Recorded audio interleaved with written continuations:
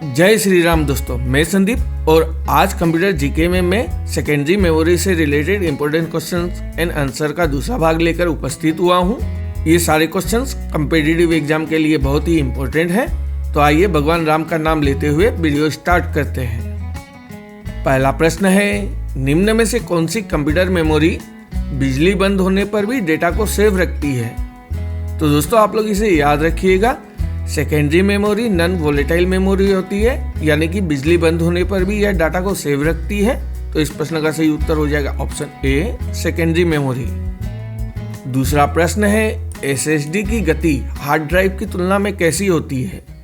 तो साथियों, SSD hard drive के समान ही बुनियादी कार्य करते हैं, लेकिन एसएसडीज हार्ड डिस्क की तुलना में काफ़ी तेज होती है। तो इस प्रश्न का सही उत्तर हो जाएगा ऑप्शन ए, काफ़ी तेज। तीसरा प्रश्न है, निम्नलिखित में से कौन सी एक मैग्नेटिक डिस्क है? तो साथियों, हार्ड डिस्क एक मैग्नेटिक डिस्क होती है। तो इस प्रश्न का सही उत्तर हो जाएगा ऑप्शन ए, हार्ड डिस्क। चौथा प्रश्न है, एसएसएचडी का फुल फॉर्म क्या होता है? तो साथियों, एसएसएचडी का फुल फॉर्म होता है सॉलिड स्टेट हाइब्रिड ड्राइव। तो इस प्रश्न का सही उत्तर हो जाएगा option A, solid state hybrid drive. पांचवा प्रश्न है, हार्ड डिस्क का आंतरिक ट्रैक के सेक्टरों में भंडारण घनत्व बाहरी ट्रैक के घनत्व के मुकाबले कैसा होता है? तो दोस्तों आप लोग इसे याद रखिएगा कि हार्ड डिस्क का आंतरिक ट्रैक के सेक्टरों में भंडारण घनत्व अधिक होता है। तो इस प्रश्न का सही उत्तर हो जाएगा ऑप्शन डी, अधिक। साथियों, यहाँ ध्यान देने वाली बात यह है कि बाहरी ट्रैक आंतरिक ट्रैक की तुलना में आकार में बड़े होते हैं, लेकिन उनमें सेक्टरों की संख्या समान होती है और भंडारण क्षमता भी समान होती है। ऐसा इसलिए है क्योंकि आंतरिक ट्रैक के सेक्टरों में भंडारण घनत्व अधिक होता है, जबकि बाहरी ट्रैक के सेक्टरों में बिट्स कम व्यवस्थित होते हैं। आइए अब चलते हैं छठे प्रश्न की ओर। छठा प्रश्न है, निम्नलिखित में से कौन एक मैग्नेटिक स्टोरेज डिवाइस है?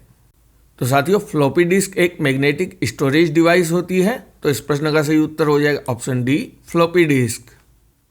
सातवां प्रश्न है, हार्ड ड्राइव बनाने वाली सर्कुलर डिस्क क्या कहलाती है?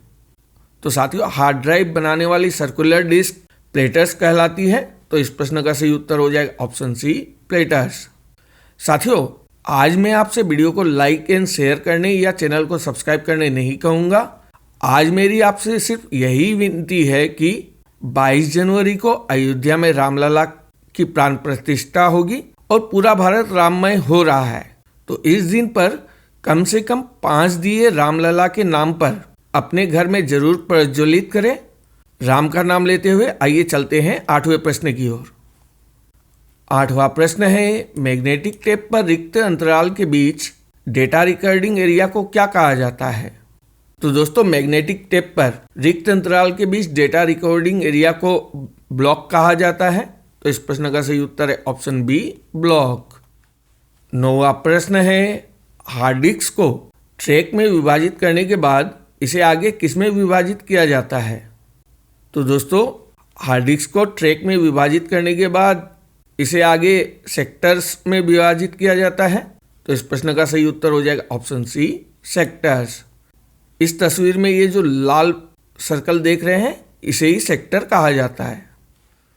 10वां प्रश्न है, चुंबकीय डिस्क में रीड राइट हेड द्वारा निर्दिष्ट ट्रैक पर जाने में लगने वाले समय को किस रूप में जाना जाता है? तो साथियों, चुंबकीय डिस्क में रीड राइट हेड द्वारा निर्दिष्ट ट्रैक पर जाने में लगने वाले समय को सीक टाइम कहते हैं। तो इस प्रश्न का सही उत्तर हो जाएगा ऑप्शन ए, सीक टाइम। 11वां प्रश्न है, 2 स्वतंत्र मेमोरी ऑपरेशन की शुरुआत के बीच न्यूनतम विलंब को क्या कहा जाता है?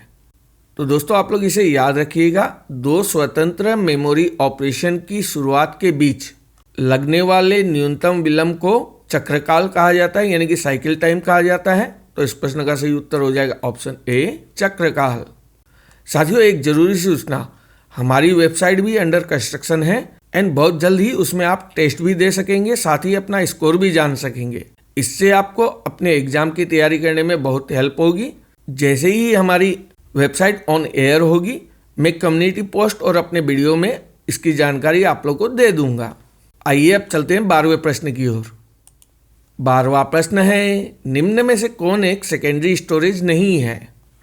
तो साथियों, रैम एक प्राइमरी स्टोरेज होता है, तो इस प्रश्न का सही उत्तर हो जाएगा ऑप्शन सी, रैम। 13वां प्रश्न है, कंप्यूटर में उपयोग किए जाने वाला स्टोरेज डिवाइस निम्न में से कौन सा है? तो साथियों, फ्लॉपी डिस्क भी स्टोरेज के लिए उपयोग किया जाता है, हार्ड डिस्क भी, पंच टेप भी। तो इस प्रश्न का उत्तर हो जाएगा ऑप्शन डी, उपरोक्त सभी। अगला प्रश्न है, कंप्यूटर के संदर्भ में स्टोरेज डिवाइस से डेटा प्राप्त करने या पेरिफेरल यूनिट से डेटा प्राप्त करने में लगने वाले समय को क्या कहा जाता है? तो साथियों, कंप्यूटर के संदर्भ में स्टोरेज डिवाइस से डेटा प्राप्त करने या पेरिफेरल यूनिट से डेटा प्राप्त करने में लगने वाले समय को एक्सेस टाइम कहा जाता है। तो इस प्रश्न का सही उत्तर हो जाएगा ऑप्शन ए, एक्सेस टाइम। 15वां प्रश्न है, ऑक्सिलरी मेमोरी को लोकप्रिय रूप से किस स्टोरेज के रूप में जाना जाता है? तो साथियों, ऑक्सिलरी मेमोरी को लोकप्रिय रूप से सेकेंडरी स्टोरेज के रूप में जाना जाता है। तो इस प्रश्न का सही उत्तर हो जाएगा ऑप्शन ए, सेकेंडरी स्टोरेज। 16वां प्रश्न है, निम्न में से कौन सी मेमोरी एक्सटर्नल स्टोरेज डिवाइस को दर्शाती है? तो साथियों, secondary storage device external storage device को दर्शाती है। तो इस प्रश्न का सही उत्तर हो जाएगा option C, secondary storage device. दोस्तों, मैंने हमारे टेलीग्राम चैनल का लिंक डिस्क्रिप्शन में पिन कर दिया है। आप उस पर क्लिक करके हमारे computer GK, geography, static GK, mix GK, history, polity आदि के वीडियो की पीडीएफ फ्री में डाउनलोड कर सकते हैं। साथ ही आप डिस्क्रिप्शन से हमारे फेसबुक पेज और सोशल मीडिया एक्स के वेरीफाइड अकाउंट के लिंक पर क्लिक करके भी हमारे साथ जुड़ सकते हैं। तो राम का नाम लेते हुए आइए चलते हैं 17वें प्रश्न की ओर। 17वां प्रश्न है, निम्न में से कौन सी अनुक्रमिक एक्सेस मेमोरी है? तो साथियों, मैग्नेटिक टेप एक अनुक्रमिक एक्सेस मेमोरी यानी कि सिक्वेंशियल एक्सेस मेमोरी होती है। तो इस प्रश्न का सही उत्तर हो जाएगा ऑप्शन सी, मैग्नेटिक टेप। 18वां प्रश्न है, सेकेंडरी स्टोरेज डिवाइस निम्न में से कौन सा कार्य परफॉर्म नहीं कर सकती है? तो साथियों, secondary storage device logical operations नहीं कर सकती है, अरिथमेटिक ऑपरेशंस नहीं कर सकती है, फेच ऑपरेशंस नहीं कर सकती है। तो इस प्रश्न का सही उत्तर हो जाएगा ऑप्शन डी, उपरोक्त सभी। इसे भी ध्यान दीजिएगा, सेकेंडरी स्टोरेज डिवाइस केवल डेटा स्टोर कर सकते हैं और उपरोक्त सभी कार्य परफॉर्म नहीं कर सकते हैं।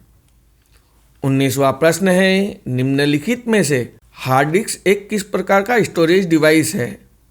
तो साथियों, हार्ड डिस्क एक सेकेंडरी स्टोरेज डिवाइस है। तो इस प्रश्न का सही उत्तर हो जाएगा ऑप्शन ए, सेकेंडरी।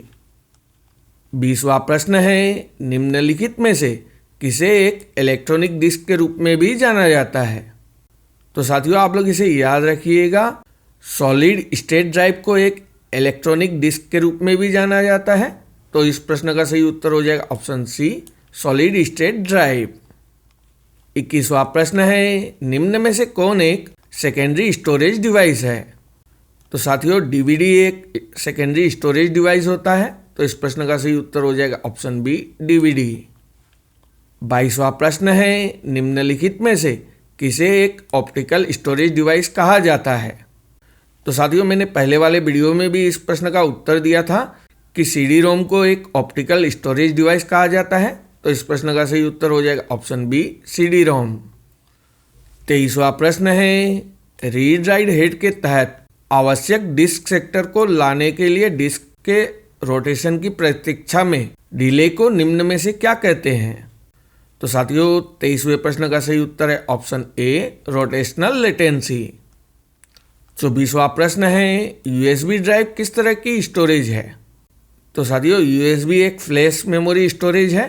तो इस प्रश्न का सही उत्तर हो जाएगा option C, flash memory storage. 25वां प्रश्न है, निम्न में से किस मेमोरी को कंप्यूटर प्रोसेसर द्वारा सीधे एक्सेस नहीं किया जाता है? तो साथियों, आप लोग इसे याद रखिएगा, सेकेंडरी मेमोरी को कंप्यूटर प्रोसेसर द्वारा सीधे एक्सेस नहीं किया जाता है। तो इस प्रश्न का सही उत्तर हो जाएगा ऑप्शन सी, सेकेंडरी मेमोरी। साथियों, वीडियो को यहाँ तक देखने के लिए आपका बहुत बहुत धन्यवाद और आशा करता हूँ कि इस वीडियो के सारे प्रश्न आपके लिए उपयोगी साबित होंगे। और आप सबको एक बार फिर से रामलला के प्राण प्रतिष्ठा की बहुत बहुत बधाई। धन्यवाद।